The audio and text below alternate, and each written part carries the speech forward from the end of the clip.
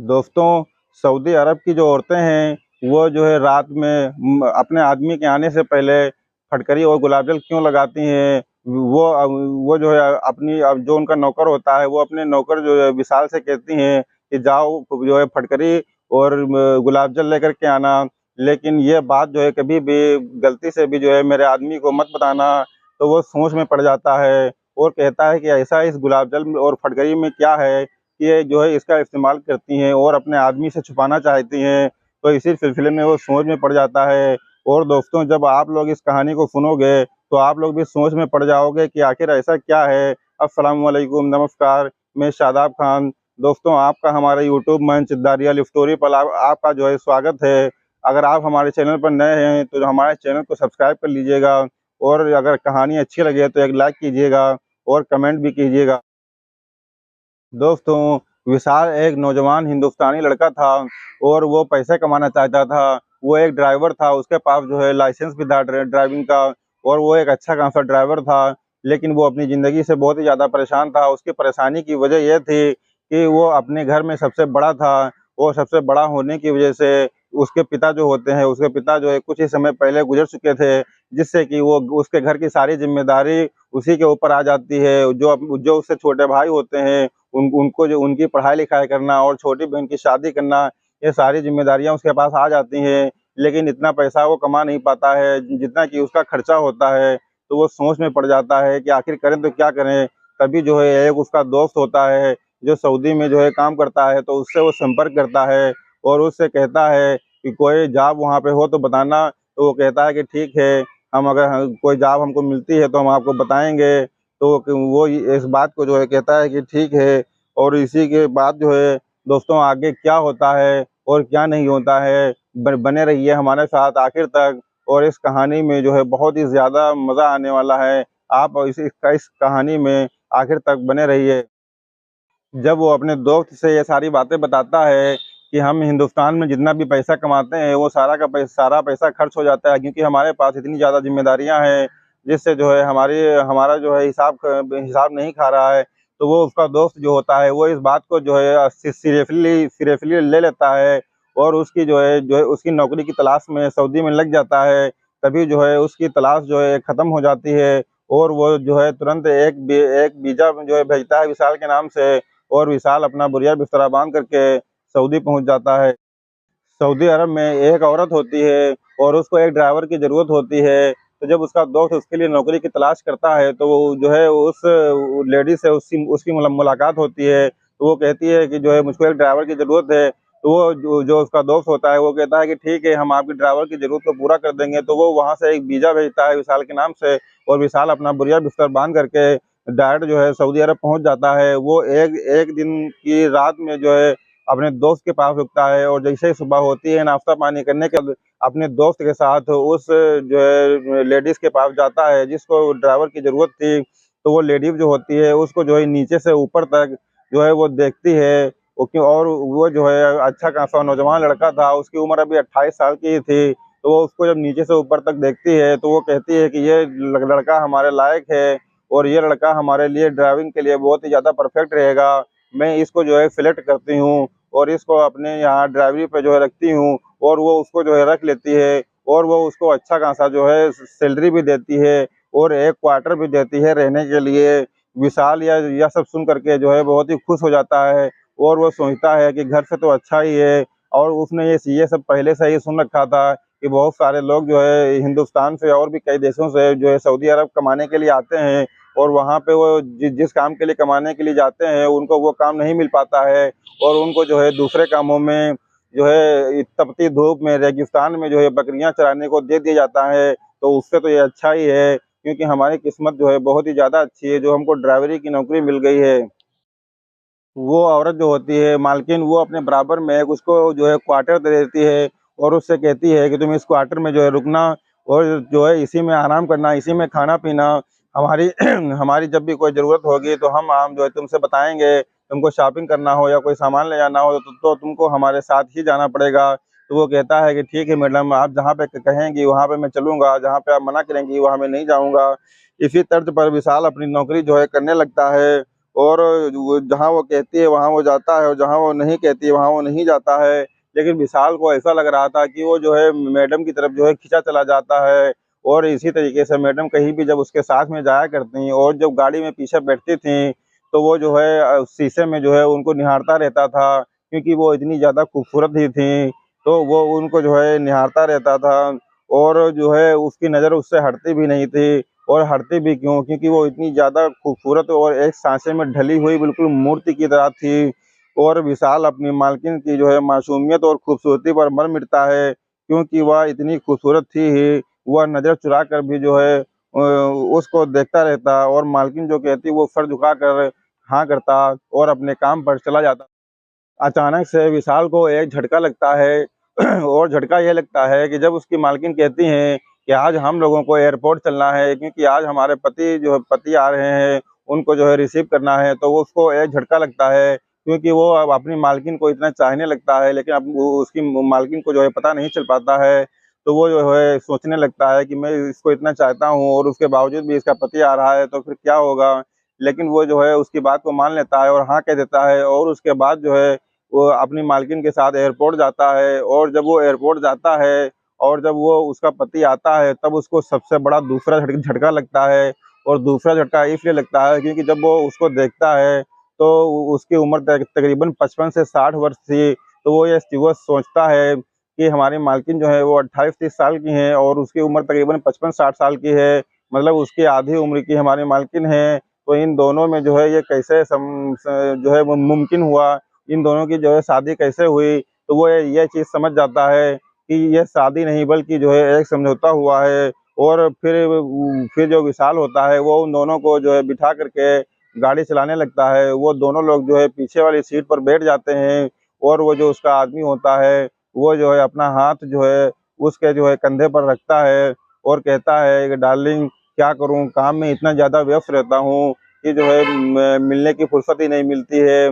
हफ्ते में जो है महीने में केवल एक ही बार तुमसे मिल पाता हूँ, लेकिन अब मैं जो है कहीं नहीं जाऊँगा, मैं सारा काम जो है छोड़-छाड़ के आया हुआ हूँ तुम्हारे पास, अब मैं जो है कहीं नहीं जाऊँगा, अब मैं 8 दिन तुम्हारे ही पास रहूँगा, कोई भी काम नहीं करूँगा, कुछ नहीं करूँगा, केवल तुम्हारे ही साथ रहूँगा और तुमसे प्यार-मोहब्बत की बातें करूँगा। ये सुन कर के जो है वो विशाल जो होता है, वो जो है बहुत गुस्सा होता है, उसको बहुत ज़्यादा गुस्सा आ रही थी, क्योंकि वो अपने शीशे में देख रहा था ये सारी हरकतें, तो उसको जो है बहुत ज़्यादा गुस्सा आती है। और वो इसी प्रकार दोनों लोग जो है घर चले आते हैं। घर आने के बाद वो उनको उतार देता है और वो लोग अपने कमरे में चले जाते हैं, और जो विशाल होता है वो अपने क्वार्टर में चला जाता है। वो अपने क्वार्टर पे जाने के बाद शाम का खाना खाता है और खाना खा के थोड़ा टहलता है, और टहलने के बाद जो है सोने की कोशिश करता है। लेकिन आज उसको नींद कहाँ आने वाली थी, क्योंकि वो जो है यही सोच रहा था कि जो है ऐसा कैसे हो सकता है कि एक बूढ़े आदमी के साथ एक नौजवान लड़की की शादी हो जाए, ये कैसे हो सकता है? इसमें ज़रूर कोई ना कोई गड़बड़ी हुई होगी। वो यही सोच कर जो है बार-बार जो है उसको नींद नहीं आती थी। वो इधर करवट लेता, कभी उधर करवट लेता, कभी तकिए को अपने सर के ऊपर रखता, अपनी आँखों के ऊपर रखता और यही सोचता। लेकिन जो है उसको रात भर जो है इसी इसी तरीके से जो है करवट लेते हुए उसको जो है नींद नहीं आती है, और इसी दौरान जो है सुबह हो जाती है। और जैसे ही सुबह होती है, वो अपनी मालकिन के पास जाता है और ये बात जो है पूछने के लिए जाता है कि मालकिन को कहीं जाना तो नहीं है। लेकिन वो जैसे ही उनके जो है घर में प्रवेश करता है, तो वो देखता है कि जो है आँगन में दोनों लोग जो है एक झूले पर बैठे हुए हैं, और दोनों लोग एक-दूसरे की बाहों में इतना ज़्यादा खोए हुए हैं। वो आदमी जो है उसके जो है कंधे पर हाथ रखे हुए है, और जो है मुँह को मुँह से लगाए हुए है। और वो जो है बहुत ही ज़्यादा उसको शर्म आती है, तो वो सोच में पड़ जाता है कि ये बूढ़ा आदमी इस लड़की के साथ ऐसा कैसे कर सकता है? लेकिन वो ये चीज़ सोचता ही रहता है। तभी जो है वो सोचता है कि अब मैं जो है चला जाऊँ, उसके बाद में आऊँगा। लेकिन इसी दौरान वो सोचता है कि बाद में हमको फिर से आना पड़ेगा। तो वो जो है तुरंत बहुत ही तेज़ आवाज़ में खाँसता है। तो जैसे ही वो खाँसता है, तो उसकी मैडम जो होती हैं वो चौकन्ना हो जाती हैं और सँभल करके बैठ जाती हैं। और अपने आदमी से कहती हैं कि देखो विशाल आया हुआ है, ये क्या कहना चाहता है? तो उसका जो आदमी होता है वो कहता है डार्लिंग यहाँ पे सब ऐसा ही होता है, हम लोगों को कोई दिक्कत की बात नहीं है, हम लोग ऐसे ही बैठे रहेंगे और उससे जो कुछ भी पूछना है वो पूछ लेंगे। तो वो माल उसकी जो मालकिन होती है वो कहती हैं कि नहीं कुछ तो शर्म करो, क्योंकि ये नौकर है। तो वो आदमी कहता है कि अरे ये नौकर भी तो अपना ही है, ये किसी से जाके बताएगा थोड़ी ना। तो वो मैडम हो जो होती हैं वो कहती हैं कि अरे ऐसी बात नहीं है, क्योंकि जो है किसी के सामने ऐसा नहीं करना चाहिए, वरना वो हमारे बारे में क्या सोचेगा और हमारे बारे में उसकी जो है क्या इज्जत होगी। तो वो कहता है कि नहीं ऐसी कोई बात नहीं है। तो जो वो विशाल से वो लोग पूछते हैं कि बताओ तुम्हारा तुम्हारा क्या काम है? तो वो कहता है कि मैं आपसे ये पूछना आया था कि आज आपको कहीं जाना तो नहीं है? तो उसका जो आदमी होता है बूढ़ा, वो कहता है कि जो है मैडम को अब कहीं नहीं जाना है, क्योंकि अब मैं यहाँ पे आ गया हूँ, तो अब तुम्हारी मैडम कहीं नहीं जाएंगी। वो 8 दिन अब हमारे ही पास रहेंगी और पूरा वक्त मैं इनको दूंगा और हम लोग कहीं भी नहीं जाएंगे। तुम अपने जो है क्वार्टर में जाओ, आराम करो, या जो है तुमको अगर कहीं घूमने जाना है तो घूमने चले जाओ, या किसी पार्क में चले जाओ, या मूवी देखने चले जाओ, कहीं भी चले जाओ। अगर हमको तुम्हारी ज़रूरत होगी तो हम तुम्हारे क्वार्टर में आकर के तुमसे संपर्क करेंगे। जो होता है वो अपने क्वार्टर आता है और आराम करता है और उसके बाद जो है सोचता है कि ये बूढ़ा आदमी कैसा है, जो उसको हमारे सामने भी शर्म नहीं आती है और वो जो है अपनी जो है बीवी के साथ बाहों में बाहें डाले हुए बैठा हुआ है, और हम जब वहाँ पर पहुँचते हैं तब भी उसको जो है शर्म नहीं आती है। तो वो जो है विशाल को बहुत ज़्यादा गुस्सा आता है और कभी-कभी तो उसके दिमाग में ये ख्याल आता कि जो है ऐसा ना हो जाए कि मेरे हाथ से जो है इस बुड्ढे का जो है मर्डर हो जाए। लेकिन उसने सऊदी अरब के कानून को जो है पहले से सुन रखा था कि मौत के बदले मौत है और खून के बदले खून है, और अगर किसी को कोई गलत निगाह से देखेगा तो उसकी आंखें निकाल ली जाएंगी। ये सारी बातें उसने पहले ही सुन रखी थी, तो वो अपने दिमाग को जो है कंट्रोल करता है। और विशाल अपने क्वार्टर पर आराम कर रहा था। तकरीबन 1 ही घंटा बीता था। उसके बाद जो है मैडम उसके दरवाजे पर आती हैं और दरवाजे को खटखटाती हैं, तो वो विशाल जो होता है वो उठता है और दरवाज़ा खोलता है। दरवाज़ा खोलने के बाद वो देखता है कि दरवाजे पर मैडम खड़ी हुई हैं। तो मैडम कहती हैं कि तुमको कोई तकलीफ़ की ज़रूरत नहीं है, बल्कि मेरा तुमसे एक काम है, वो काम तुम कर दो। तो वो विशाल पूछता है कि मैडम बताइए आपका क्या काम है?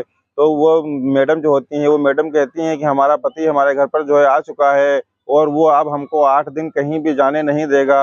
तो इसलिए तुम मेरा एक काम कर दो, ये पैसे लो और जिस स्टोर से मैं सामान खरीदती हूँ, वहाँ पे तुम चले जाना और मेरा नाम बता देना और उनसे कहना कि फटकरी और गुलाब जल दे दें।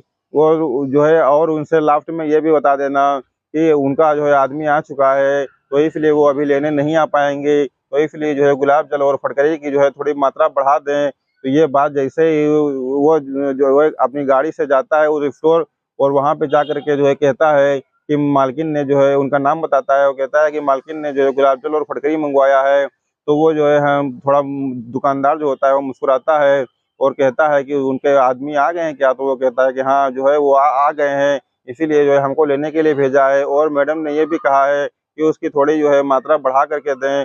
लेकिन वो सोच में पड़ जाता है कि ऐसी ऐसी क्या बात है कि गुलाब जल और फटकरी जो है वो अभी भी जो है मैडम ले रही हैं और उनका आदमी आ चुका है तब भी जो वो है वो फटकरी ले रही हैं।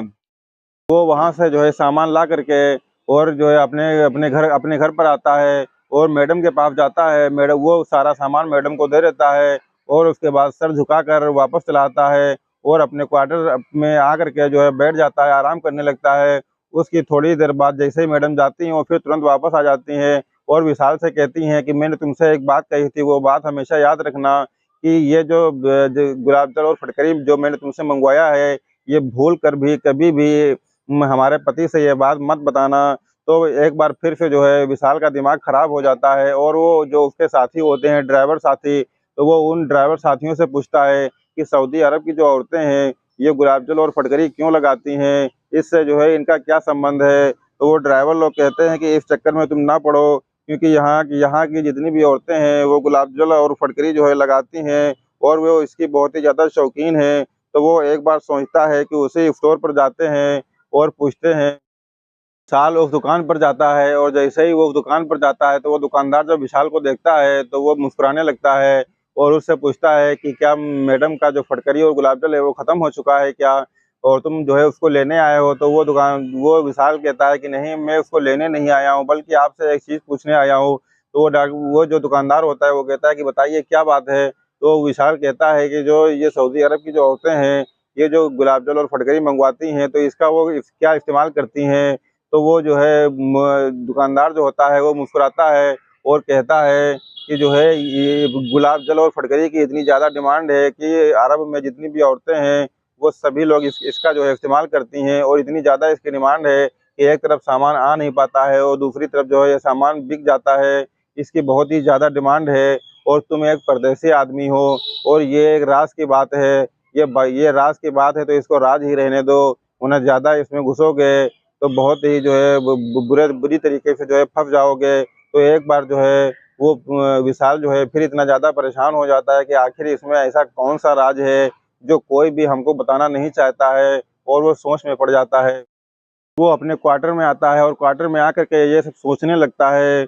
वो जो है मैडम के बारे में सोचने लगता है कि उसके दिमाग में ये भी ख़्याल आता था कि जो है अरब का कानून इतना ज़्यादा खतरनाक है कि अगर मैडम को इस बात का पता अगर चल गया और मैडम अगर गुस्सा हो गई तो वो हुकूमत से अगर इसकी शिकायत कर देंगी तो मुझको इसकी क्या सज़ा होगी। तो वो अपने आप को जो है कंट्रोल करता है और विशाल जो है हर वक़्त मैडम के बारे में ही सोचता रहता है और उसके प्यार में जो है डूबा रहता था और उसको प्यार भरी नज़रों से जो है वो देखता रहता था। एक तरफ तो वो ये सोचता था कि ये सब जो है करना गलत है, मैं यहाँ पे जो है केवल पैसा कमाने के लिए आया हूँ, तो मैं जो है केवल पैसा ही कमाने पर ध्यान दूँ। लेकिन दूसरी तरफ उसका दिल कहता है कि नहीं, मैडम बहुत अच्छी हैं और बहुत ही सुंदर है, तो वो उनकी तरफ भी जो है कभी-कभी झुक जाया करता। और एक दिन जैसे ही मैडम यह बात जो है उससे बताती हैं कि मेरा आदमी जो है वो जाने वाला है, तो वो बहुत ही ज़्यादा खुश हो जाता है और सोचता है कि ठीक है, जैसे ही ये बुड्ढा यहाँ से जाएगा तो कुछ मज़ा आएगा, तो वो इसी तरीके से जो है खुश हो जाता है। तो अगले दिन जब उसका आदमी जब चला जाता है तो अगले दिन सुबह जैसे ही होती है तो वो मैडम जो है उससे उसके पास आती हैं और उससे कहती हैं कि चलो तुम मेरे साथ में चलो और मुझको जो है शॉपिंग कराओ और मुझको घुमाने ले चलो, क्योंकि मेरा आदमी चला गया है, तो अब मुझे कोई दिक्कत की बात नहीं है। तो वो उसको विशाल को अपने साथ में लेकर के जाती है और एक जो है एक शॉपिंग कराने की जो है दुकान पे जाती है और शॉपिंग, तो वहाँ पर जो है एक कैफ़े में पहुँचते हैं और विशाल से पूछती हैं कि तुम क्या खाओगे? तो वो विशाल कहता है कि मैडम जैसी आपकी मर्ज़ी हो। तो वो जो है 2 बर्गर और जो है 2 कोल्ड ड्रिंक का ऑर्डर करती हैं और वो दोनों लोग खाते-पीते हैं और खाने-पीने के बाद वहाँ से जो है निकल जाते हैं और फिर मैडम विशाल से कहती हैं कि मुझे उसी स्टोर पर ले चलो जहाँ से मैं सामान खरीदती हूँ।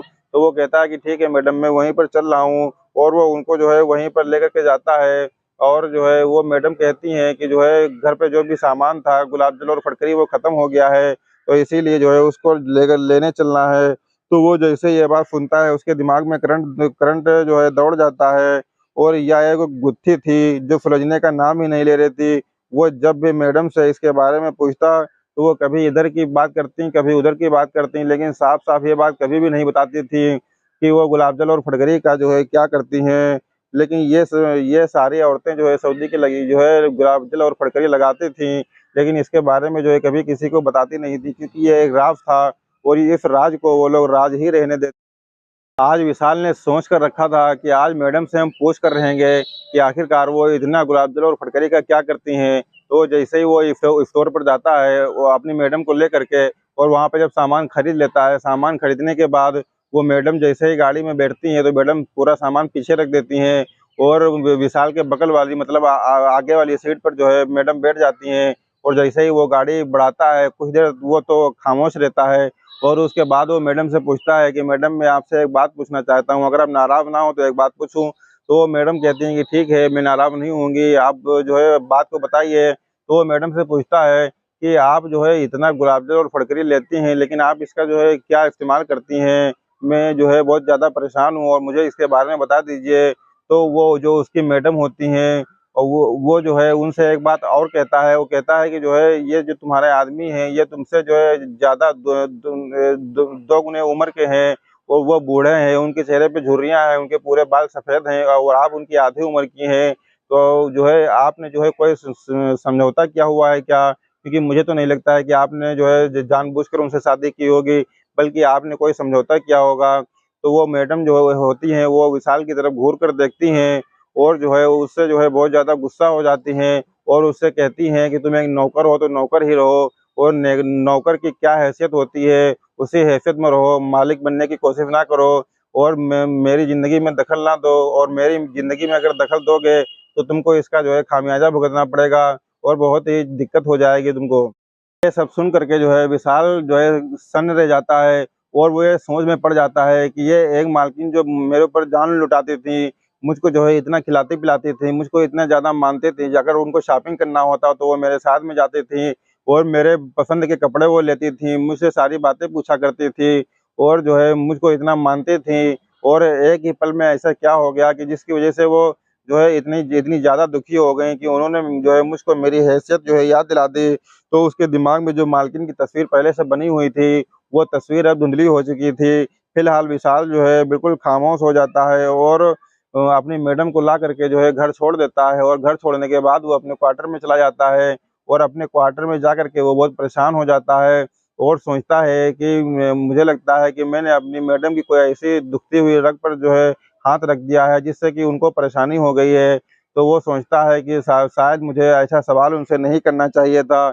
यही सारी बातें सोच करके वो सो जाता है, और जो है वो देर से सोता है तो इसीलिए जो है देर से उठता है, तभी जो है सुबह मैडम उसके दरवाजे पर आती हैं और दरवाज़ा खटखटाती हैं। वो जैसे ही उठता है तो मैडम कहती हैं कि तुमको क्या रात में सोने में क्या देर हो गई थी क्या?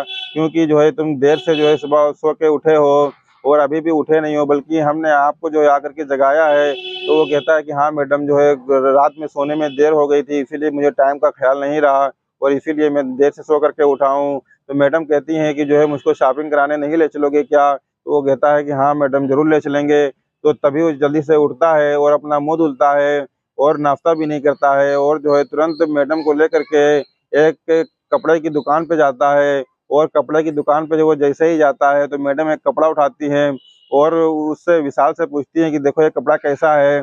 तो वो विशाल जो होता है वो पहले से अपने दिमाग में सारी चीज़ें बसा के रखता है।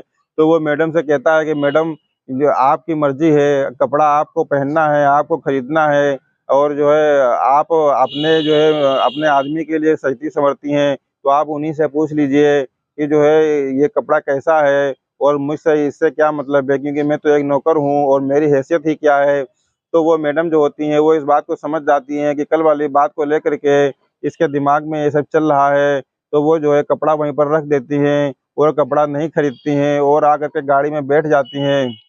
तो मैडम आकर के गाड़ी में बैठ जाती हैं, तो वो विशाल जो होता है वो सोचता है कि लगता है कि मैडम जो है मेरी बात से गुस्सा हो गई हैं, तो वो भी जो है आकर के अपनी सीट पर, ड्राइविंग सीट पर बैठ जाता है और गाड़ी चलाने लगता है। गाड़ी चलाने के दौरान जो है कुछ देर की खामोशी के बाद मैडम जो है उससे कहती हैं कि विशाल, तुम्हारा अंदाज़ा जो है वो सही था। मैंने शादी जो है जानबूझकर नहीं की है, बल्कि ये एक जो है समझौता है, और हमारी उनकी उम्र में काफ़ी जो है 2 गुना लगभग अंतर है। मैंने उनसे जो है अपनी मर्ज़ी से शादी नहीं की है, बल्कि एक समझौता था। मेरे माता-पिता कहाँ हैं मुझको तो ये भी नहीं पता है। मुझको जो है बचपन में ही एक जो है किसी ने जो है किडनैप कर लिया था, और मुझको एक अंग्रेज़ औरत ने पाला था, और जो है उसने जो है मुझको अच्छे-अच्छे कपड़े दिए और अच्छा-अच्छा खाना खिलाया, और जो है उसने जो है वो शायद जो है मुझसे जिस्म फ़रोशी का काम करवाना चाहती थी। इसलिए वो मुझको जो है जल्दी से जल्दी जो है बड़ा कर रही थी। और जब मैं 15 साल की हुई तो मुझे पता चला कि ये औरत हमारे ऊपर इतना मेहरबान क्यों थी, क्योंकि वो मुझसे धंधे में जो है मुझको धंधे में उतरवाना चाहती थी और मुझसे जो है पैसा कमाना चाहती थी। लेकिन ये सब पाप था, मैं ये सब बिल्कुल भी करना नहीं चाहती थी और मुझको ये सब बिल्कुल भी पसंद नहीं था। लेकिन वो औरत जो है वो मुझसे मेरी किसी भी बात को नहीं मानती और ना ही मेरी बात को सुनती थी। उसका सिर्फ़ एक ही मकसद था, वो था पैसा कमाना और मुझसे जिस्म फ़रोशी का काम करवाना। वो इसी काम में लग जाती है और मेरी एक भी नहीं सुनती है। उस जिस्म फ़रोशी के काम में जो है वो मेरा पहला जो ग्राहक था, वो तुम्हारे मालिक ही थे। उन्होंने जो है लाखों रुपया दे कर के जो है मुझे 1 रात के लिए खरीदा था। तो वो तुम्हारे मालिक जैसे ही हमारे पास आते हैं, तो मैं उनको देखता हूँ कि वो मेरी दोगुनी उम्र के थे। वो उनके चेहरे पर झुर्रियाँ थीं और सफ़ेद बाल थे, काफ़ी वो एजेड आदमी थे। तो मैंने उनको जैसे ही देखा, तो मैं उनको देख कर जो है रोने लगी और मैं उनसे गुज़ारिश करने लगी कि आप मुझसे ये सब ना कीजिए, ये सब पाप है और ये सब गुनाह है। तो वो कहता है कि मैंने जो है तुम्हारे लिए जो है तुमको तुमको खरीदा है 1 रात के लिए और मैंने उसकी जो है कीमत चुकाई है लाखों रुपया, तो वो जो है, और तुम एक वेश्यावृत्त के धंधे में हो, तुमको एक ना एक दिन और जो है किसी ना किसी मर्द से तुमको तो ये करना ही पड़ेगा, तो तुम मुझसे इतना क्यों डर रही हो? तो वो जो है वो मर्दों से जो है पहले ही डरती थी। वो सोचती थी कि इस धंधे में जो है जो आदमी लोग होते हैं वो औरतों को जो है नोचते हैं, उनको जिस्म के साथ जो है खिलवाड़ करते हैं और उनको घसीटते हैं, पीटते हैं, मारते हैं और जैसा उनका मन करता है वैसा वो करते हैं।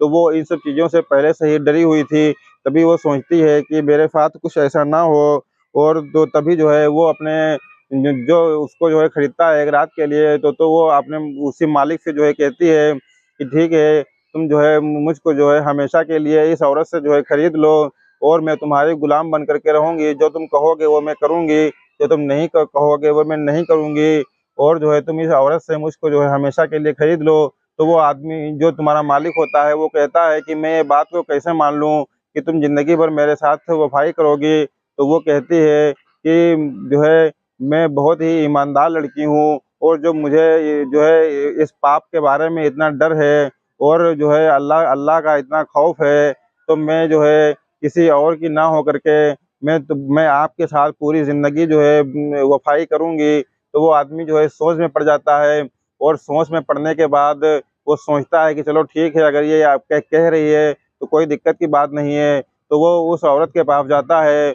और उससे डील फिक्स करता है। डील फिक्स करने के बाद कई लाखों में जो है ये डील फिक्स होती है, और डील फिक्स होने के बाद वो उसको ज़िंदगी भर के लिए खरीद लेता है, और खरीदने के बाद वो अपने जो है उसको जो है निकाह करके अपने घर ले आता है। और जैसे ही वो अपने घर पर आता है तो उसकी जो पहली वाली बीवी होती है वो उसको जो है स्वीकार नहीं करती है, और वो कहती है कि मैं इसको अपने पास नहीं रखूँगी। तो उन दोनों में जो है काफ़ी झगड़ा होता है। तो वो जब आदमी परेशान हो जाता है तो वो मालिक जो होता है वो कहता है कि अपनी पहली बीवी से कि तुम जो है हमेशा विदेश रहने की बात करती थी और तुम कहती थी कि हमको विदेश में अच्छा लगता है, तो मैं एक काम करता हूँ कि तुमको विदेश में जो है सेट कर देता हूँ। तो वो पहली वाली बीवी जो होती है वो कहती है कि ठीक है, आप मुझको जो है विदेश में सेट कर दीजिए और आप यहीं पे रहिए, लेकिन मेरी एक शर्त है। तो वो मालिक कहता है कि बताओ तुम्हारी क्या शर्त है? तो वो पहली वाली बीवी कहती है कि महीने में 22 दिन तुमको हमारे पास रहना होगा और 8 दिन तुमको इसके पास रहना होगा। अगर ये शर्त मंज़ूर हो तो मुझको विदेश में फिट कर दो, और वहीं पर आप हमारे साथ में रहोगे, वहीं पर अपना काम करोगे। तो दोनों तीनों लोग मिल कर के इस शर्त को मंज़ूर कर लेते हैं और उसको जो है विदेश में जो है सेट कर देते हैं। और वो इसी तरीके से क्या करता कि वो 22 दिन अपनी पहली बीवी के साथ रहता, और महीने के 8 दिन निकाल कर के वो अपनी जो है नई बीवी जो अभी शादी करके लेके आया था, वो उसके साथ रहता था। और वो विशाल से कहती हैं कि वो महीने में सिर्फ़ 8 दिन के लिए ही मेरे पास आते हैं और उसके बाद वो चले जाते हैं। मैं उनके साथ खुश बिल्कुल भी नहीं हूँ, लेकिन मैं क्या करूँ, क्योंकि मैंने उनसे जो है वादा कर रखा है। मैं उनको जो है पसंद नहीं करती हूँ, मैं उनके साथ सोती ज़रूर हूँ लेकिन मैं खुश नहीं होती हूँ।